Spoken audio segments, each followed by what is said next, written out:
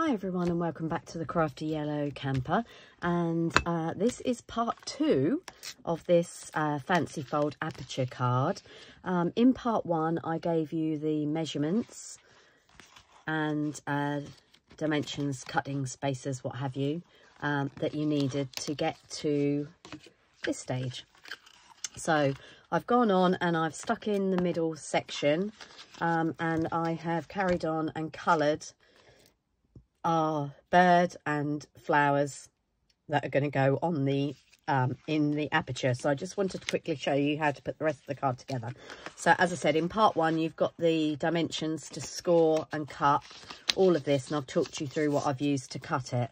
I'm using some images from the Friendly Hello stamp set, which is this one here, and we've got a pool party base, and I've used some blender pens to colour in this bird. You'll notice there's a smudge there. I'll cover that up in a minute. And I've just realised I've used some Wink of Stella and I've missed a bit on the bird. So we'll just go back in and add that in there. Holding it up to the light shows you where you've missed. I don't know if you can catch that glitter there. Anyway, so in order to put that panel on so that you see it from the front of the card, and then you open the front and pull to open, you need to have your card folded shut, and you'll see that this section is the panel that we cut out of the front, and that is going to fit there.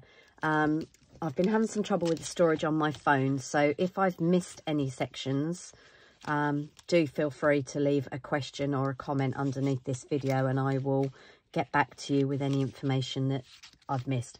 But I basically used a stitched rectangle to cut out this blue section from the front of the card, and if you were using DSP or patterned papers over the front of your card, which I haven't, you would need to stick that on first and then cut through.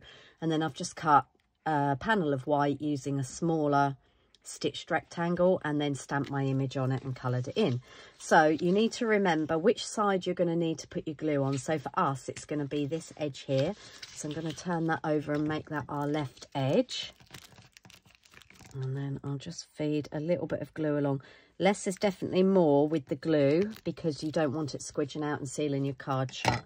So with the front of the card folded shut, making sure we're getting it up the right way, what you're going to do is reinsert it, and it will glue it to this panel here. So I'm just going to pop that side in first to make sure that I get that in level. Okay, just make sure it fits back in the aperture where you cut it from. Give it a press so it has a minute for the glue to catch, and then you can open it up. Now on the last card that I made, which is this one here, I then went on to stamp, colour and fussy cut two of these flowers here, and then I used this punch, which is one of the punches from the Spring Summer Seasonal catalogue. I can't for the life of me remember the name of it, and unfortunately I've lent my catalogues to somebody, but you will find it in with one of the suites online in the Spring Summer Seasonal, and I've used this part here to punch a little leaf here. Now I've used Granny Apple Green because that's what I've used for the leaves and the centres of the flowers, but I didn't actually have any Granny Apple Green cardstock. I've run out. So what you can do is a little bit of a cheat if you haven't got a particular colour. If you've got the ink pad, which I do have, I stamped some basic white cardstock just with the ink pads, doing that on the white, and then punched it out of that. So that's a little trick if you haven't got the cardstock in the right colour that you wanted. So as I said, I've got a splodge there. I need to cover that up.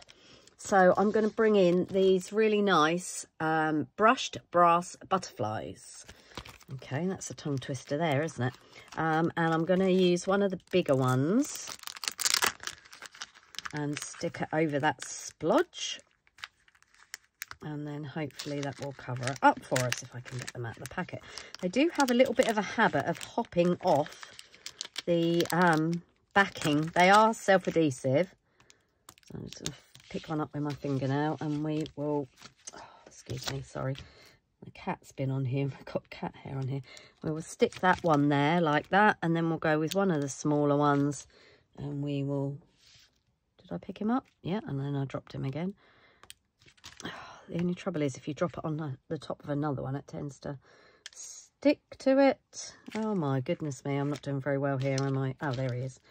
Okay, so we'll pick him up and we will pop him up the corner there. So you can see